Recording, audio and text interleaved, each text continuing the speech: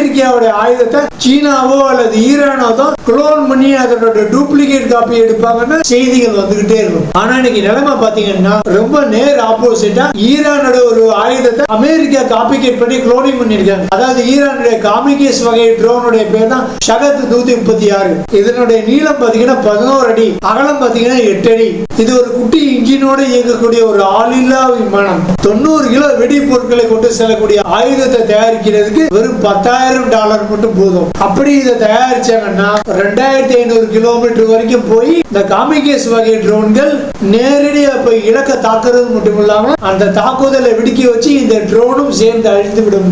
இந்த ட்ரோனுடைய technology America காப்பிடுச்சு, clone பண்ணி low cost unnamed combat attack system சொல்லக்கூடிய லூகாஸ்ங்கிற பேர்ல 2025 ஜூலை மாசமே ஒரு ட்ரோனை அறிமுகப்படுத்தியிருக்காங்க. ஆனா அமெரிக்கா தயாரிச்ச இந்த ட்ரோன்ல வெறும் 40 கிலோ வெடிபொருட்களை தான் சுமந்துக்கிட்டு வெறும் 800 கிலோமீட்டர் மட்டும் தான் இதால டிராவல் பண்ண முடியும். ஈரானுடைய ட்ரோன் தயாரிக்கிறதுக்கான செலவு $10,000 தான். ஆனா அமெரிக்காவுக்கான செலவு $35,000. இதுல ஒரு பெரிய காமெடி என்னன்னா, அதாவது ஈரானுக்கு சீனா நிறைய போர் விமானங்கள் மாதிரியே தோற்றமளிக்கக்கூடிய பலூன்களை தயாரிச்சு கொடுத்திருக்காங்க. அந்த பலூன்களை ஊதி போர் விமானம் மாதிரியே ராணுவ தளவாடங்களை நிப்பாட்டி வச்சிருக்கு ஈரான். இந்த வெறும் $1000 பலூனை தங்களுடைய $10,000 கணக்கிலான ஏவுகணை விட்டு அமெரிக்கா தாக்கியிருக்காங்க. அப்படியும் ஈரான் ஒரு அருமையான ஒரு போர் யுத்தியை கையாண்டு எதிரிகளுக்கான ஏமாத்தி அவங்களுடைய ராணுவ பலத்தை இழக்க வச்சிருக்காங்க. நம்ம இந்தியாவிலேயே இதை பத்தின ராஜா கதைகள்லாம் இருக்கு.